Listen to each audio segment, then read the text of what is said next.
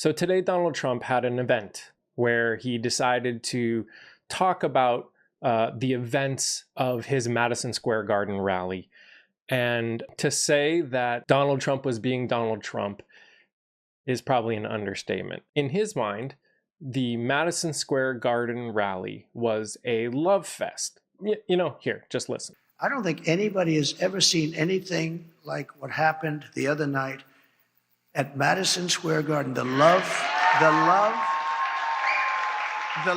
that room, it was breathtaking, and you could have filled it many, many times with the people that were unable to get in. But politicians that have been doing this for a long time, 30 and 40 years, said there's never been an event so beautiful. It was like a love fest, an absolute love fest, and it was my honor to be involved. And hopefully, they started to say, well, in 1939, the Nazis used Madison Square Garden. So Donald Trump thinks that the rally at Madison Square Garden was a love fest. Now, I don't know how many different speakers that you heard going on here, but I want to give you a taste of just a few of them, and then we'll talk about it after.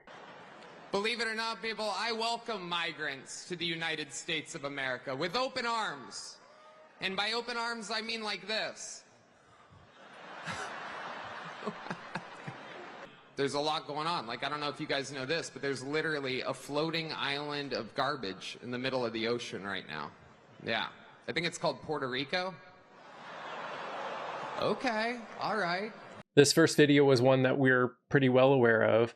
A comedian, Tony, decided to say that the island of Puerto Rico was a floating trash island. And as we all also know, there are hundreds of thousands, if not millions, of Puerto Ricans living in the United States who can vote. And 400,000 of those live in Pennsylvania alone. There is a good chance that Donald Trump just guaranteed lost Pennsylvania because of the Madison Square Garden rally. But you know what? Love fest. So let's go to another one. For us, they want to kill us. And the Palestinians are taught to kill us at 2 years old.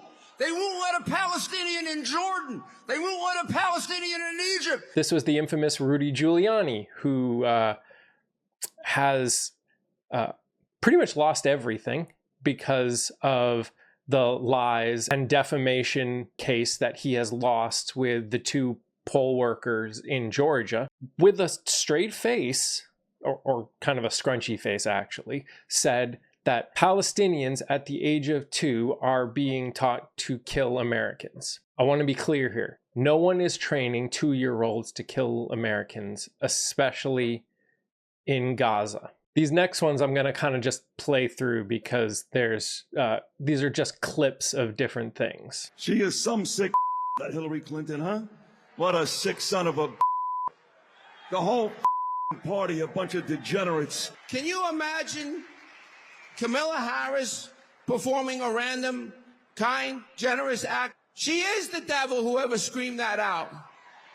She is the Antichrist. Her and her pimp handlers will destroy our country.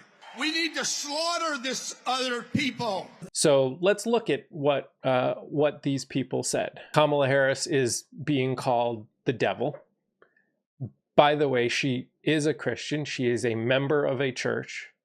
I have heard her speak at these churches, and she very much speaks as though she understands and practices the teachings of Jesus, which I will add, I have never seen Donald Trump do. And the other one that I would like to point out is the man that specifically said that everyone on the other side should be killed. That's the kind of love fest that they saw at the Madison Square Garden rally. And that's not even counting what Donald Trump said, who again called for enacting the Alien Enemies Act of 1798, which was last used in World War II to intern Japanese Americans in this country.